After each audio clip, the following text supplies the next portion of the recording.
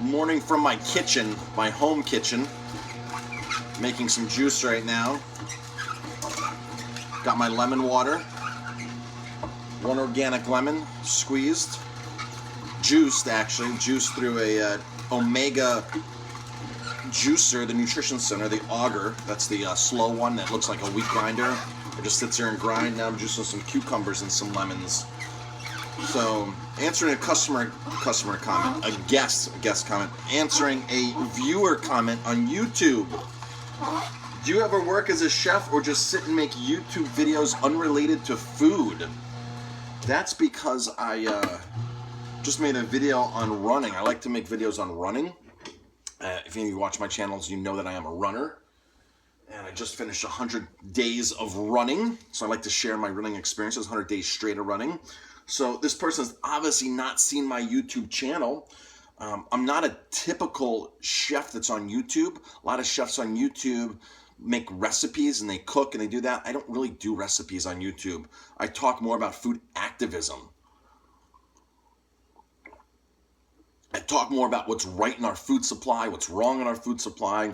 I talk about the best foods to eat, the best foods to choose when you're shopping, how to shop. So I'm a chef with all this experience and all this other things and just sitting there and making recipes. Do I cook? I do cook, believe it or not. I have a restaurant. I do get on the line sometimes and cook. I jumped on the line last night, helped them out. I cooked. I'm involved in recipe and menu development of my restaurant. So I come up with recipes. I come up with an idea.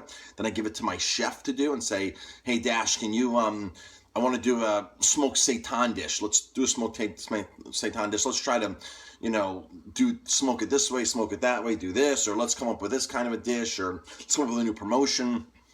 And then I'll leave it up to him to either make it based upon how he feels he should make it, or if he needs advice from me, then I'll say, hey, I would do it this way, or I want you to do it this way. Like we just got a brand new smoker from Alabama, and just because you have a smoker doesn't mean you have to smoke meat. Of course, I own a restaurant that serves meat as well as tons and tons of vegan food. So one of the first things we did is we smoked eggplant. We smoked eggplant and zucchini, and we made this awesome vegan smoked vegetable soup. Fantastic. And yeah, I probably should have made a video and put that on YouTube and this and that. And maybe I will get to the point where I am doing more recipes on YouTube.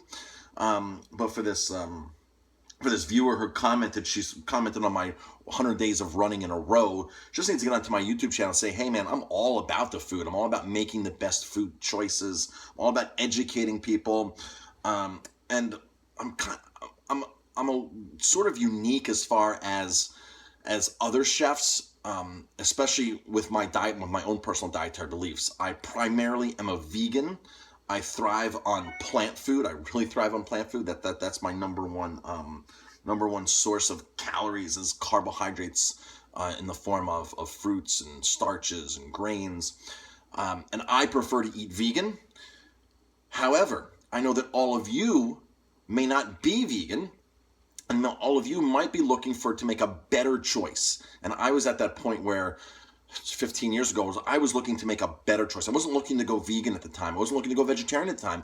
I was looking at making better choices of the food that I was eating. And I was eating burgers all the time. I was eating McDonald's all the time. And I wanted to make better choices. So you go from McDonald's to getting beef without hormones and antibiotics, and you go from grain-fed natural beef to grass-fed beef, and then you start all of a sudden eating more quinoa, and you start eating more amaranth and more teff and all these other things. And so it's sort of like this evolution. So whatever stage you're at, if you want to eat salmon, I'm going to show you what I think is going to be one of the safer, cleaner salmons and the salmon that you should be eating. But I'm also going to tell you, hey, the oceans are getting polluted. And you really should think twice about eating all that salmon. You should think twice about eating all that tuna. But if you are going to eat tuna, here's the tuna that I recommend, whether it's in a can, whether it's fresh, whether it's frozen. If you want beef or this or that, how to shop, go to a farmer's market. Talk about your food. Be involved in food transparency. Somebody who's going to tell you all about the food. So wherever stage you're at, you can get on my channel and find things, how to improve the way you eat. And, it's impossible to be healthy and to not exercise. You have to exercise to be healthy. And being healthy is not about being skinny, just being skinny. Being healthy is not about just We had a crash, my phone rang.